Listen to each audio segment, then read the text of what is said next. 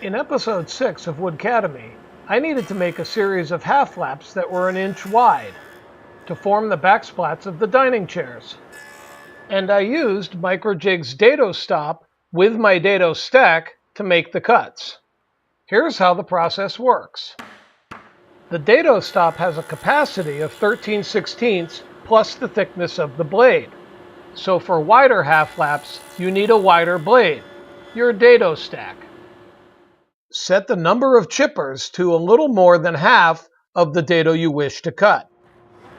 As always, the first step is to account for the width of the blade.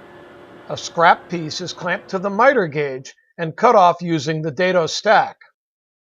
Then with the saw unplugged, the fixed number 1 leg is brought over until it's just touching the teeth on the Dado Stack.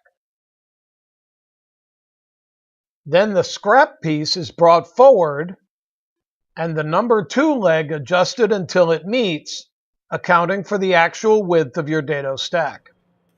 The rest of the setup is exactly the same for any other cut with your Dado Stop.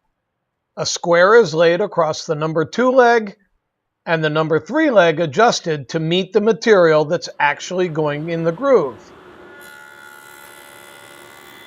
And the cutting of the groove is the same as well. One shoulder off leg 1, the other shoulder off leg 3.